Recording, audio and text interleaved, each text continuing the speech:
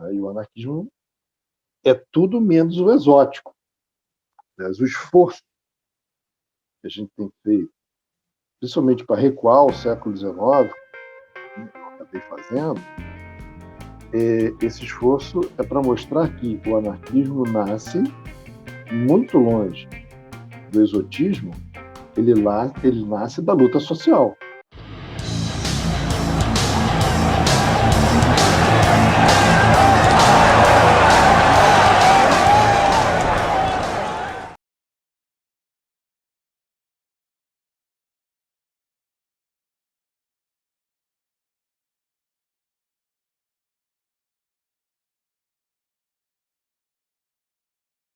Sejam bem-vindos e bem-vindas ao 9º episódio do programa Conversas Libertárias, uma parceria do NEPAM, LPPE-UERJ, com o canal Aqui Se Faz História. Esse episódio encerra a nossa primeira temporada e estamos encerrando em grande estilo. No episódio de hoje, entrevistaremos o professor e pesquisador Alexandre Santos.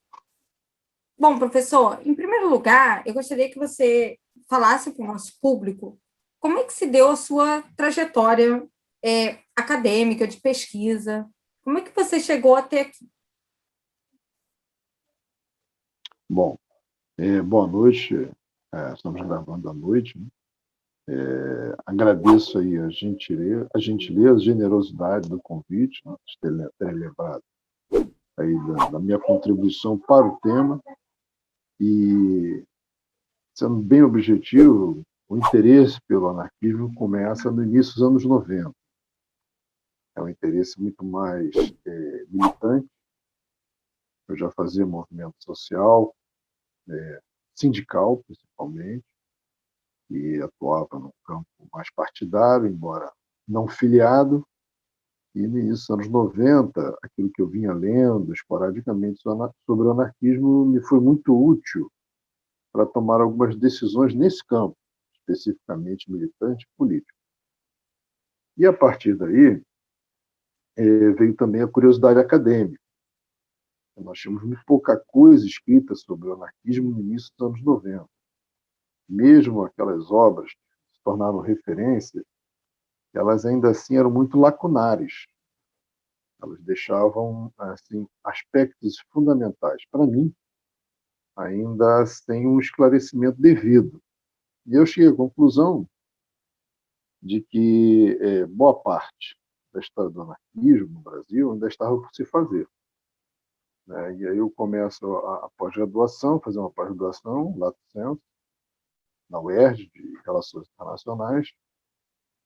Depois, na mesma UERJ, eu vou fazer o mestrado.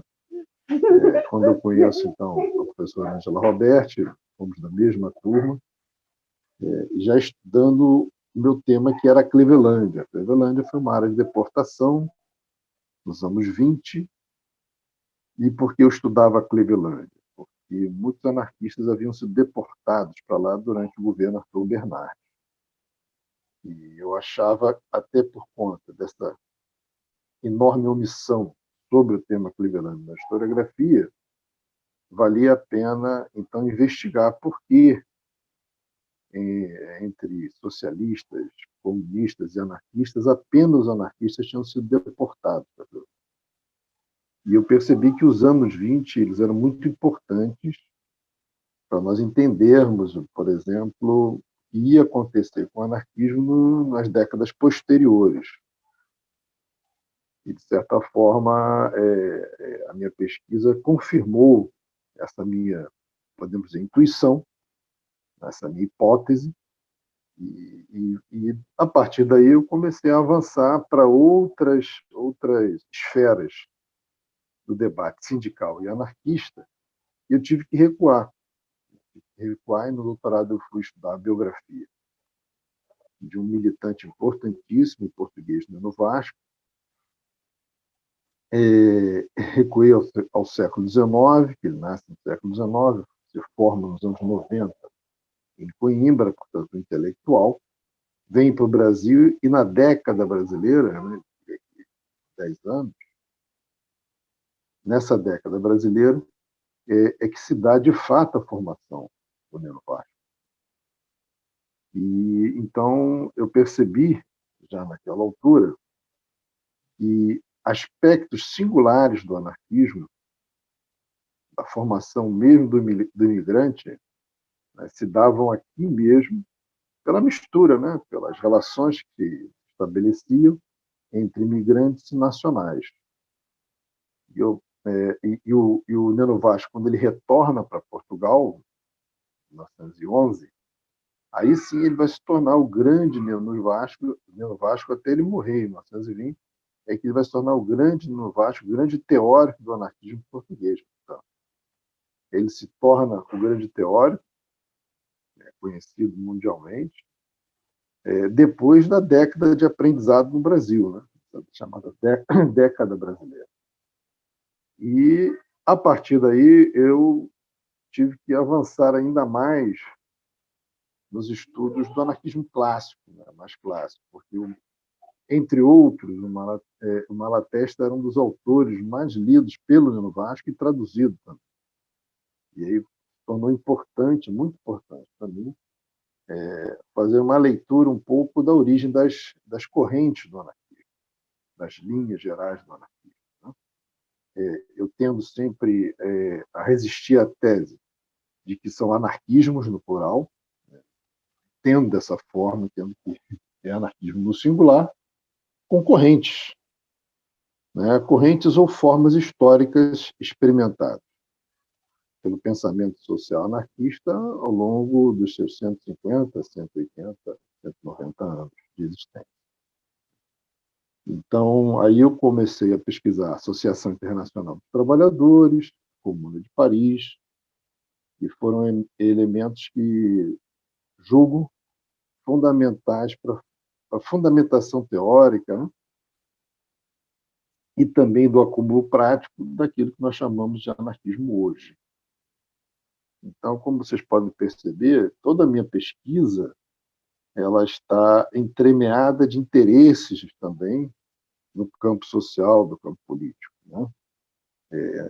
Eu não estou nesse campo de investigação por curiosidade. Né? Eu não estou nesse campo de investigação por um motivo, né, que não se justifica para além do campo da ação concreta social e militante. Não. O meu trabalho é um trabalho também, né, de curiosidade e de demanda militante. Então, esses aspectos todos, eu acho que podem, de forma bem geral, explicar por que eu ingressei também no campo acadêmico, no debate sobre o anarquismo. Eu vou parecer um pouco, eu acho que puxa-saco, mas eu acho que o seu trabalho, ele tem um rigor científico, né, muito grande. Eu, particularmente, eu gosto do seu trabalho, eu acho que ele nos abriu muitos caminhos, continua abrindo muito caminho, e eu venho refletindo muito sobre a sua defesa do sindicalismo revolucionário como uma estratégia do anarquismo. Por que eu digo isso? E por que eu estou tocando nessa questão? Porque eu tinha uma tendência a acreditar, né, como outros pesquisadores, que o sindicalismo revolucionário poderia não ser, de fato, uma estratégia do anarquismo, e sim do socialismo.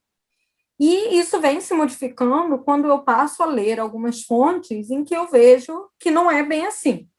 Queria que você comentasse um pouco sobre essa, não diria divisão, mas sobre essa disputa, talvez, de narrativas dentro do próprio campo do anarquismo, da própria historiografia do anarquismo. Eu sei que você é um precursor e um defensor da tese, então acho que seria interessante, porque o público talvez não tenha muita noção de como é que, claro, o público não acadêmico, que é o nosso objetivo, não tenho muita noção do que é o sindicalismo revolucionário, como é que ele se deu na prática.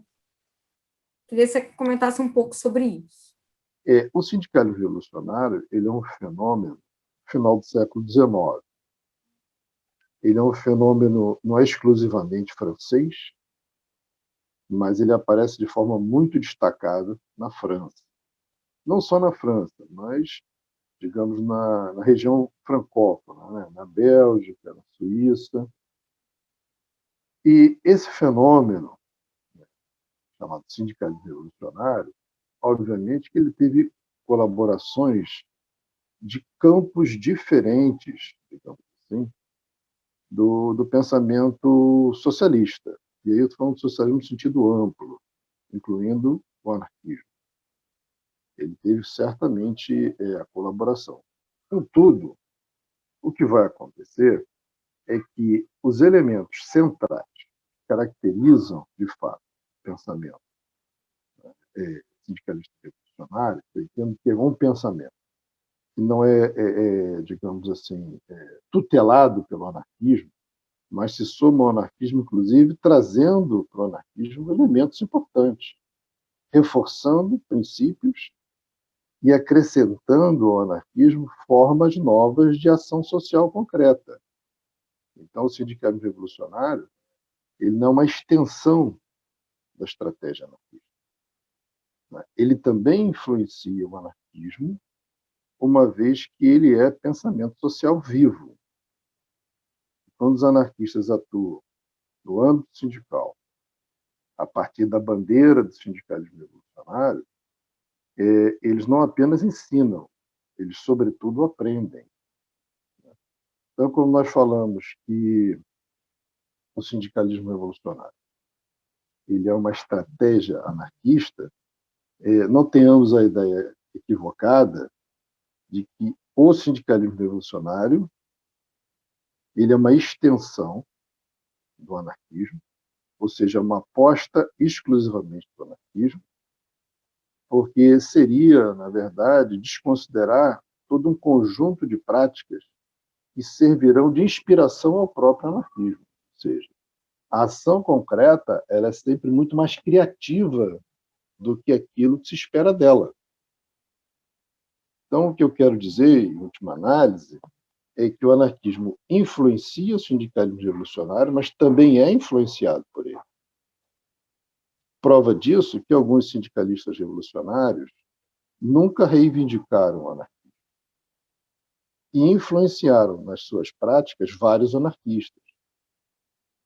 Então, quando nós falamos do anarquismo como uma estratégia, o sindicalismo revolucionário como uma estratégia do anarquismo, nós temos que entender que essa é uma relação dialética, de mão dupla e permanente, e que tende ao equilíbrio. O que eu quero dizer com isso, né, é que tanto anarquistas que reivindicavam o campo anarquista aprenderam com o sindicalismo, como também ensinaram.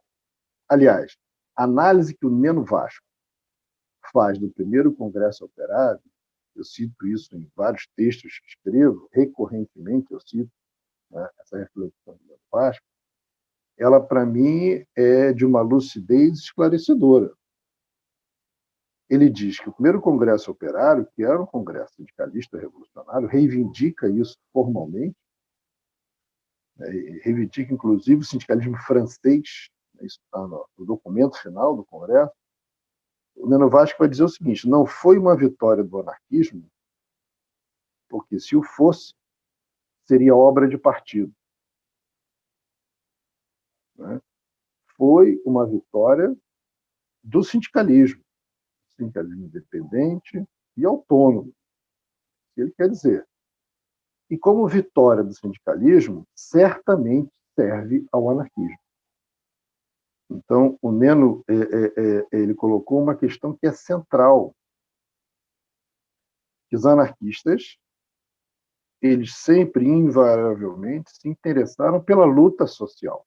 E não seria diferente na construção do sindicalismo revolucionário. Tá? Eu estou dizendo isso porque o historiador francês, que nós lemos muito aqui no Brasil, graças às traduções do Plínio Coelho, da Imaginário, hoje Intermezzo, o Berthier, o René Berthier, ele coloca uma questão que é central. Ele diz que um pensamento que é produzido, né, num determinado contexto pelas massas na luta social, ele não pode ser reduzido pura e simplesmente a esfera de uma ideologia. Né? Ele, invariavelmente, é mais do que essa ideologia, ou seja, a criatividade. Aliás, o próprio Proudhon admitia isso, ele dizia que o Estado e os partidos não têm a inteligência das revoluções. Né? O Proudhon estava dizendo que quem tem a inteligência das revoluções é o povo. E eu acho que o Berthier retoma essa perspectiva proudhoniana quando ele diz isso, olha, a gente não pode dizer que o sindicalismo revolucionário é uma dádiva do anarquismo, porque seria desconsiderar uma série de energias e inteligências que, somadas, construíram, né, esse fenômeno histórico chamado sindicalismo revolucionário. Mas é óbvio que os anarquistas, quando perceberam que esse fenômeno tendia à ruptura com o Estado e com os partidos, e que havia nele movimento, elementos muito claros de caráter libertário, obviamente que a adesão dos anarquistas ela tem um impacto e tem uma consequência. Né?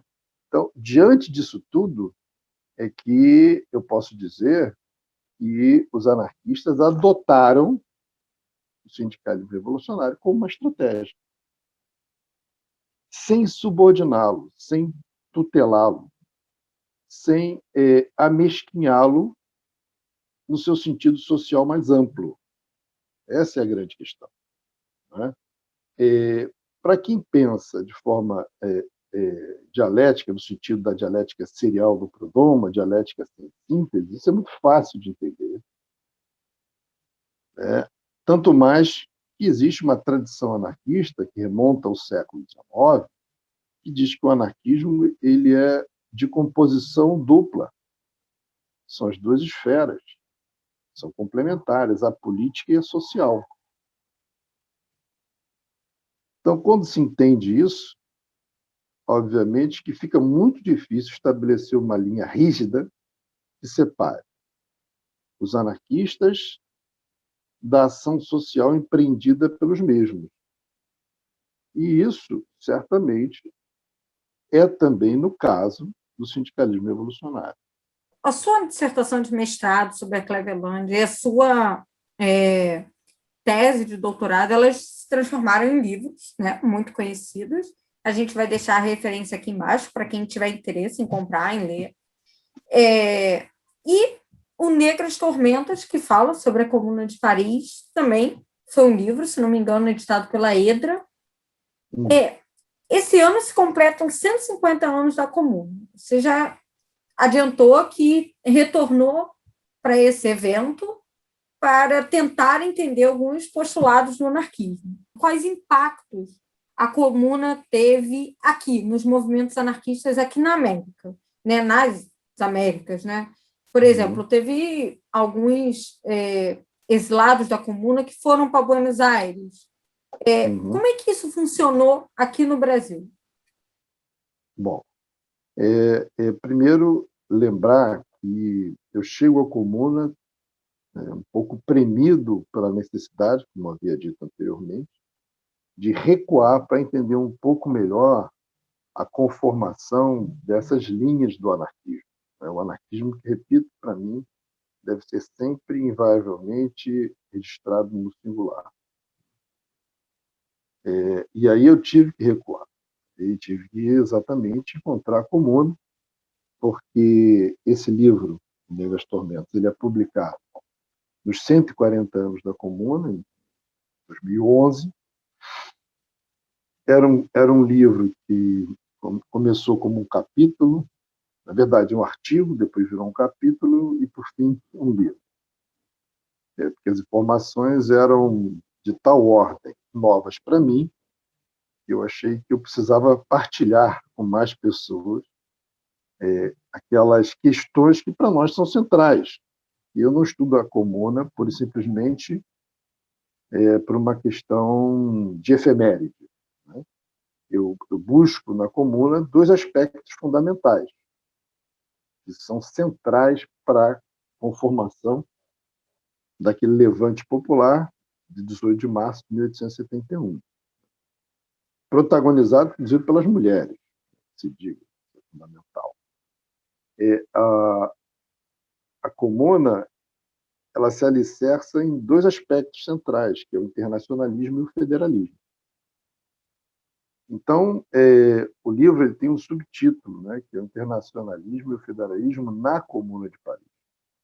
Então, eu faço uma espécie de genealogia desses dois conceitos, antes mesmo da Comuna, né, recorro à Revolução de 30, 48, a IT, a Associação Internacional dos Trabalhadores, para então chegar à Comuna. E eu digo, olha, eu estou falando do internacionalismo e do federalismo na Comuna, não é da Comuna, né? Porque eles são anteriores à Comuna. E são aspectos centrais da tradição, ou melhor, das tradições, tanto mutualista quanto coletivista. São tradições muito familiares ao campo anarquista, porque, na verdade, constituíram o campo anarquista. Eu diria até, né, que foram formas históricas do anarquismo, tanto o mutualismo quanto o coletivismo, né? Então, esses elementos eles foram centrais para que a Comuna assumisse a fisionomia que assumiu a partir de 18 de março de 1871. São um elemento que eu acho que merece destaque, porque esses elementos, o internacionalismo e o federalismo, que são, né, constitutivos não apenas da Comuna, mas de outras iniciativas aqui nas Américas, me interessam sobremaneira, né? Então, aí você fala, né, da experiência da Comuna chegando às Américas, ou por exilados da Comuna, ou por jornais, né?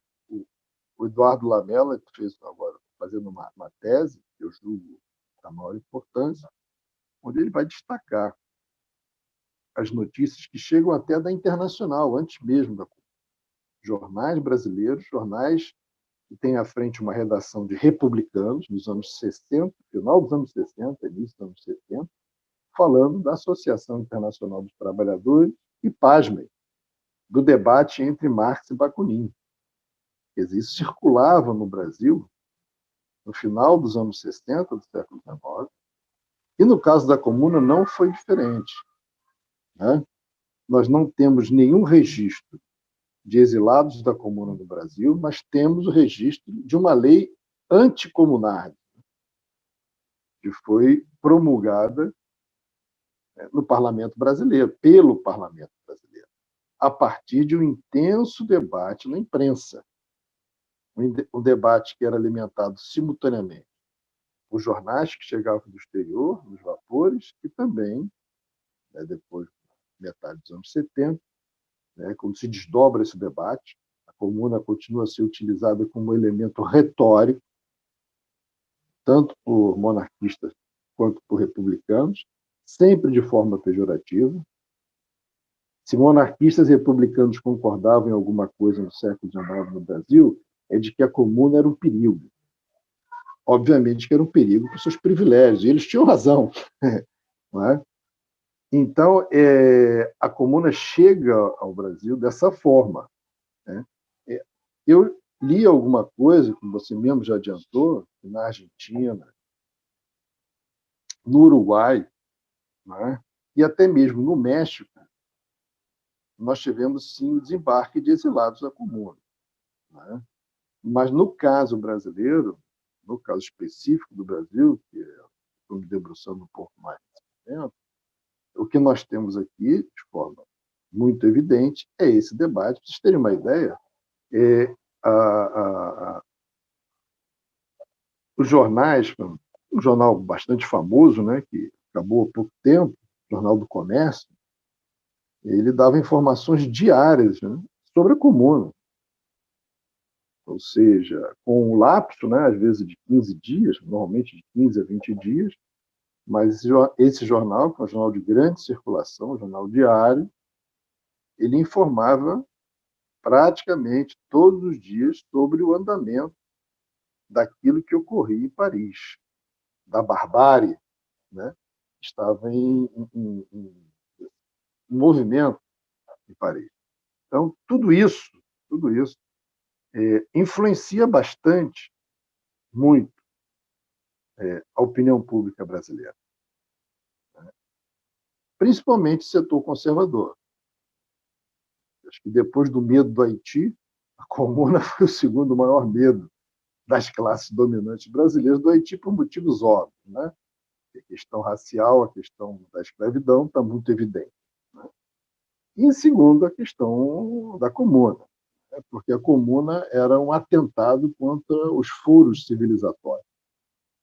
Entendeu? Essa é a grande questão. E, obviamente, quando eu comecei a escrever sobre a Comuna, nem imaginava que ela teria interessado tanto assim os jornais brasileiros. E isso eu vou descobrir depois. Eu fiquei surpreso, nem tanto pela chegada das notícias, mas pela rotina que se estabeleceu de notícias a partir da primeira notícia do 18 de março, e da tomada do poder, né, pela classe trabalhadora ou por setores da população que, obviamente, tinham interesses completamente divergentes das elites francesas, né? Isso vai reverberar fortemente aqui no Brasil também. Professor, isso me deu duas perguntas, na verdade. A primeira, eu queria saber se foi a partir dessas circulações dessas notícias aqui no Brasil que já começa a se formar um imaginário do anarquista como um elemento perigoso. Eu sei que a Comuna não tinha só anarquistas, mas acredito, por um pouquíssimo de experiência, que a figura do anarquista ficou mais emblemática em todo esse movimento. Uma pseudo-barbárie ou uma violência sem justificativa. E isso, se não me engano, está acontecendo um pouco anterior a leis de repressão ao terrorismo, entre muitas aspas, anarquista na Europa. Então, acho que isso também já desconstrói uma ideia nossa de que o imaginário do anarquista perigoso vem só da atividade, da estratégia, através da propaganda pelo fato.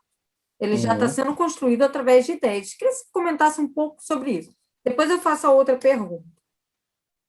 Eu acho que o que você está colocando é muito pertinente. Eu concordo com você. Agora, nós estamos ainda em estudos muito preliminares para afirmarmos de forma peremptória isso que você acabou de dizer, mas eu acho os indícios, né, usar aí o paradigma indiciário, os indícios indicam exatamente isso que você está falando. Mesmo antes, porque a chamada propaganda pelo fato é uma estratégia que, formalizada a partir de 1880, Congresso de Londres, 80, 81, ela é uma alternativa diante de falta de alternativa. Essa é a questão. Os anarquistas, depois da Comuna de Paris, depois de 1872, Congresso Saint-Imier, eles se veem privados do seu principal espaço de inserção. Que espaço seria esse? Um movimento social organizado em entidades de classe. Vamos lembrar que a Internacional, chamada posteriormente Primeira Internacional, né, que nós chamamos de AIT, nesse momento, Associação Internacional dos Trabalhadores, ela é uma associação de sindicatos. A Segunda Internacional, de 89 e 90, século XIX, vai ser uma associação de partidos, muito diferente daquela fundada em 1864 em Londres. Então, depois da Comuna, há uma pesada repressão. E essa repressão ela reverbera em notícias sensacionalistas como essas que saem no Brasil.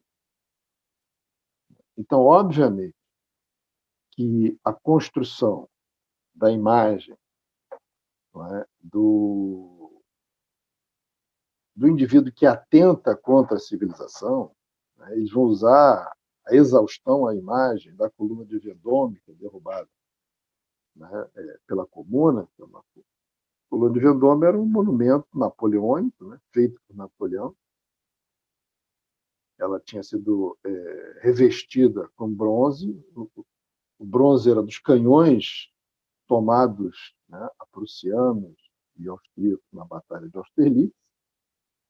E o Napoleão reveste toda a coluna de bronze entalhado, que é uma homenagem a um triunfo claramente alusivo ao esforço de guerra, ou seja, era um monumento, né, de apologia à guerra. E por isso a coluna de Vendôme foi derrubada, que era inclusive uma demanda anterior à Comuna. Coube ao Gustavo Courbet, que era um proudhoniano, né, que era chefe, digamos, da Federação dos Artistas, presidente da Federação, coube a ele um protagonismo no fato, né, ou seja, na atitude de derrubar a coluna, mas ela foi uma atitude, uma decisão tomada pela Comuna, mas que vinha sendo já debatida antes mesmo da Comuna, antes mesmo da Guerra Franco-Prussiana, 1870. Isso é importante que se diga. Mas o simples fato dos comunares terem derrubado um monumento provava, né, para as elites, não só europeias, como do resto do mundo, que a Comuna era um atentado à civilização, né? Demolindo, e depois vieram também as narrativas das mulheres incendiárias, as petroleiras, etc., etc., e compõe esse quadro, né, de uma turba ensandecida que cega ao acúmulo civilizatório, né, que é destruir todo esse patrimônio, e que, obviamente, o poder do Estado não pode permitir. Então, essa questão ela é muito trabalhada com a Comuna, não há dúvida disso. Não por acaso, começa a aparecer isso aí o Eduardo Lamela também levanta, começa a aparecer na imprensa brasileira, recorrentemente, referências a Luiz Michel. Não por acaso, obviamente, como sendo ela quase que o sinônimo da mulher terrorista. Como foi o homem-terror, o Proudhon, agora era a mulher-terror, Luiz Michel. Essas questões, de fato, elas estão ainda a serem investigadas de forma mais adequada. Precisa fazer isso. Eu aproveito para agradecer o elogio que você me fez a respeito da minha pesquisa criteriosa, mas dizer o seguinte: a minha pesquisa ela pode parecer, às vezes, erudita em excesso, mas isso tem uma justificativa, né? Por exemplo, na minha tese, eu tive que colocar mais de 3.000 notas de pé de página. Pode parecer um exagero, pode parecer talvez um exibicionismo de erudição, mas, na verdade, eu queria deixar registrado de onde eu tirava aquilo que estava dizendo. Porque na universidade, na academia, quer no setor liberal, quer no setor marxista, pesquisas, né, com esse teor de recuperação da memória anarquista ou de atos do campo mais libertário, são reiteradamente questionados, no sentido mesmo da sua qualidade teórica, da sua qualidade investigativa, né, daquilo que teria gerado a hipótese e tanto mais se usou para comprovar a tese, né? Porquanto exatamente de no Brasil até 2011 a Comuna ser invariavelmente comemorada exclusivamente pelo campo marxista, é que eu tive que fazer, também no caso do Negras Tormentas, um livro com uma exuberância de notas de pé de página. Eu acho que agora eu quero ir para a segunda pergunta, sobre essa circulação da comuna, para uma pergunta mais geral e espinhosa.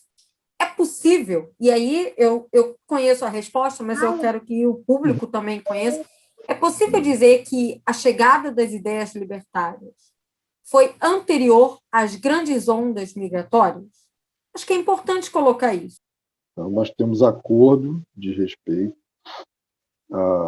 a entender o fenômeno do anarquismo fora da Europa, algo que vai além dos fluxos migratórios. Acho que esse é um aspecto importante e que não é pouco concordar em relação a isso. Acho que é muito.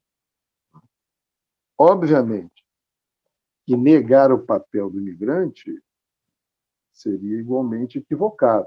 Obviamente que o imigrante tem um papel, quer vindo da Europa, formado no campo anarquista, quer tendo descoberto ou encontrado aqui uma série de situações, né? E aí são variadas as situações, encontrado aqui esse pensamento, ou seja, tomado contato com esse pensamento aqui na América Latina, no caso do Brasil, não? Trabalhar o Brasil, e é um caso onde a gente tem mais estudos já um pouco disseminados, né? Bom, mas eu gosto muito de falar do vocabulário político também. O vocabulário político, o termo anarquista, já é utilizado pela elite coimbrã, que tem como destaque José Bonifácio de Andrade Silva. Né? Eles usavam contra os setores, né, de oposição a eles usavam o termo, né, o vocabulário político, no vocabulário político, o termo anarquista. Então, o anarquista, para eles, era todo aquele que lhes fazia oposição, entendeu? É claro que o conteúdo é diferente, né? Mas, veja, o importante é entender que as elites brasileiras, com destaque aí para o grupo de Zé Bonifácio, a professora Lúcia Bastos estudou isso muito bem, essa elite coimbrã usava o termo anarquista para se referir à oposição inconsequente e incapaz politicamente. Então, o termo anarquista foi usado, e eu estou falando dos anos 20, século XIX, né, com esse significado. Posteriormente, nós vamos ter o Anarquista Fluminense no jornal, o Grito Anarquial, que não tem rigorosamente nada a ver com esse anarquismo histórico pós-Comuna de Paris, mas que reivindicam o lugar de oposição. Isso eu estou falando do Brasil. Né? Em 48, aí sim, a Revolução Praeira, nós temos notícias, né, registros históricos de tradução de fragmentos, né, importantes, em termos numéricos, da obra de Proudhon. Então, de 48, a revista O Progresso, né, o Partido da Praia, que tem uma pauta extensa, que é longe do que nós entendemos por anarquismo, né, no pós-1870, 71, mas que eles leem Proudhon.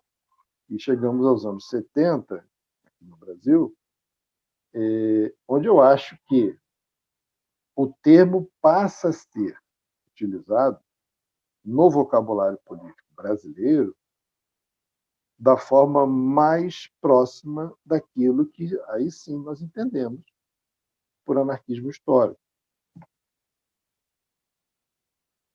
E isso se dá no contexto da Comuna de Paris. Eu acho que essa é uma questão importante.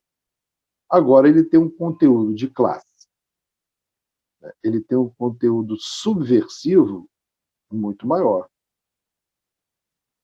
E a chegada dos imigrantes, ela coincide com isso. A chegada das levas, né, de imigrantes coincide com isso. E, obviamente, que é muito fácil. Fica muito, vamos dizer assim, é muito para as elites, né? É muito tentador associar qualquer manifestação do campo anarquista ao imigrante radical. E aí eu trago um aspecto que foi levantado, né, na dissertação de mestrado do professor Júlio Dória, quando ele vai colocar na criação da Confederação Abolicionista Brasileira, que tem à frente o José do Patrocínio, onde ele vai colocar que o José do Patrocínio escrevia sob o pseudônimo de Proudhon. Me parece que vem dessa radicalização do vocabulário político do que diz respeito ao anarquismo. Ele não só assassina Proudhon, como também ele vai usar a frase que aparece recorrentemente associada a Proudhon na imprensa brasileira, principalmente no pós-1870, né, que a propriedade é o roubo, o patrocínio vai, de forma criativa, ele vai produzir uma modificação, porque a ênfase dele é na questão racial. Ele vai dizer, né, que a escravidão é um roubo. Então, esse é o elemento criativo. Então o patrocínio era anarquista? Não, o patrocínio já consegue fazer a leitura contemporânea, atualizada, do que representa o anarquismo para as elites brasileiras. Só que a ênfase do patrocínio, repito, é na questão racial. Né? Ele é uma das principais figuras, né? Ele é um sujeito intelectualmente cintilante do movimento abolicionista brasileiro. Então, acho que o patrocínio confirma a tese da reinterpretação do que é anarquismo a partir de realidades muito do território brasileiro. Aí usar uma linguagem do pessoal da geografia, né? Não é da nação brasileira e não é do Estado brasileiro, mas do território. Nossa, excelente colocação.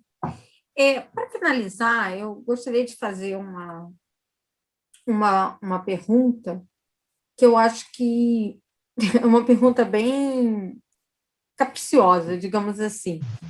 O que é o anarquismo para você, né? Não estou falando de termos acadêmicos, né? Mas como é o anarquismo na prática para você? O que é? O que é o anarquismo para Alexandre Santos? Uhum. Obviamente que o anarquismo, para mim, é, antes de tudo, uma leitura de mundo. Né? Eu leio o mundo a partir dessa dimensão libertária, podemos dizer assim. E, não menos importante, não estou subordinando uma coisa a outra, quando eu falo antes de tudo, não estou subordinando o que vem a seguir. O anarquismo também é um método. Além de uma concepção de mundo, ele também é um método. Um método que tem um objetivo, que é a transformação social. Então, se a minha concepção de mundo, que é a leitura que eu faço do que está, sem o método, né, eu vou, obviamente, cair no campo do idealismo. Eu vou apenas refletir de forma original, quero crer original, sem meios através dos quais eu possa interferir na realidade. E aí eu preciso do método. Né? Só que o método ele é invariavelmente no campo social. E aí nós voltamos ao debate sobre o sindicalismo revolucionário. Né? É invariavelmente. Quer dizer, não há transformação possível sem a pactuação dessa transformação, né, com frações significativas da sociedade. Senão você, na verdade, você se aprofunda na lógica de uma seita, do exótico, né? E o anarquismo é tudo menos o exótico. Mas o esforço que a gente tem feito, principalmente para recuar ao século XIX, como eu acabei fazendo, esse esforço é para mostrar que o anarquismo nasce muito longe do exotismo, ele nasce da luta social. Então não há a possibilidade de pensar no anarquismo sem luta social. Quando nós estamos falando de luta social, obviamente, que essa luta se faz de várias formas, dependendo do contexto e com quem você está lutando. Porque, como tudo na vida, é preciso entrar em acordos. É preciso, por exemplo, pactuar com os oprimidos, que afinal nós somos aliados contra o opressor. Se não houver essa pactuação, aí sim, né, todo radicalismo do anarquismo pode se transformar em algo exótico, em algo só concebível na imaginação, que é exatamente o contrário de tudo que o anarquismo representou no seu nascedouro, de tudo aquilo que os operários lá no século XIX imaginaram.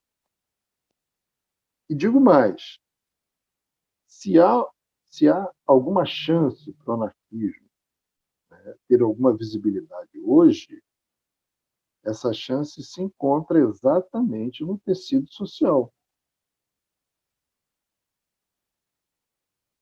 O que a gente faz quando estuda o anarquismo, o que a gente faz, via de regra, é tentar formalizar experiências muito concretas do passado, formalizá-las em estudos, né, com método, né, com registros claros. Né? Então, o que a gente faz é isso. Mas a recuperação da memória anarquista, por si só, não transforma. Ela inspira, mas não transforma. O que transforma é a luta social.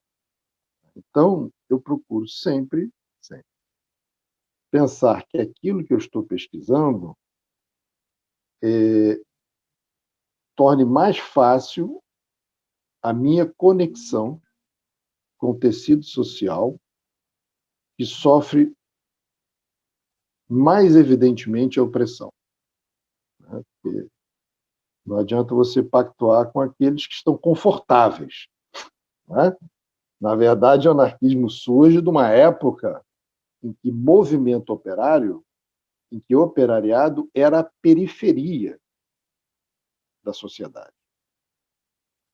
Os mecanismos, né, que o século XX cria, principalmente depois da Primeira Guerra Mundial, para conceder direitos à classe trabalhadora, esses mecanismos eles vão incluindo aos poucos a classe trabalhadora clássica, o operariado, chamado proletariado, eles vão sendo incluídos. O próprio sindicato virou quase que uma instância do Estado. Né? Eles vão sendo incluídos como parte dessa sociedade. Explorados, sim, mas incluídos. E exatamente por isso que o sindicalismo deixou de ser uma ameaça. Ele deixa de ser uma ameaça na medida em que houve, em alguma medida, o reconhecimento dessa sociedade elitista de que o operário é um ente social. No século XIX, não. A luta era por direitos. Hoje, a luta é pela manutenção de direitos. A diferença é substancial. E o anarquismo cresceu exatamente lutando por direitos, e não pela manutenção dos direitos. Então, eu acho que a opção, ou melhor, a radicalidade do anarquismo hoje ela só pode ser encontrada, a exemplo que foi no passado, com a pactuação do anarquismo com os setores periféricos. Então, essa é a minha visão. Né? O anarquismo ele é tanto mais radical quanto mais popular for. Né? Ele é tanto mais ameaçador quanto mais envolvido com as massas estiver. Como ideia sozinho, o anarquismo não transforma nada. Aí vai ser, como dizia Raquel de Queiroz, uma doce utopia. Então, acho que essa, para mim, é a grande questão. Simultaneamente, pensar e o fazer. Como diziam também os anarquistas clássicos, né? Quando eles falavam que o operariado tinha não só que executar, como também ele próprio formular. Daí o princípio que no século XX recebe o nome de autogestão. Né? Então, os princípios do anarquismo. Então, seria isso. Muito agradecidos pelo seu aceite, pela sua colaboração sempre com todos os nossos projetos, né? Às vezes um pouco loucos que a gente entra, mas que sempre tem um apoio mútuo da sua parte, né? Bom, é isso. Quer falar mais alguma coisa para a gente Não, finalizar? só realmente agradecer. Acho, inclusive, reforçando o debate sobre método, que vocês estão fazendo da melhor forma possível. Né? Vocês estão fazendo isso não apenas com as pessoas que estão há mais tempo investigando o tema, vocês também estão fazendo o mesmo programa, né, com outras pessoas que estão há menos tempo nessa estrada da investigação sobre o campo libertário, o que eu acho para lá de adequado. Então, assim, eu elogio, acho que a forma é libertária. A forma como vocês estão fazendo, ela é libertária. E também por isso merece todo o meu apoio, obviamente. Obrigada, professor. Bom, pessoal, estamos finalizando com esse episódio, a primeira temporada do Conversas Libertárias. Lembrando que todos os episódios ficam disponíveis nos canais do LPP-UERJ e Aqui se faz História. Não se esqueçam de curtir, comentar e compartilhar não só as nossas entrevistas, mas como os conteúdos de história que ambos os canais possuem. Inclusive, o canal do LPP-UERJ tem uma playlist exclusiva para a história do anarquismo.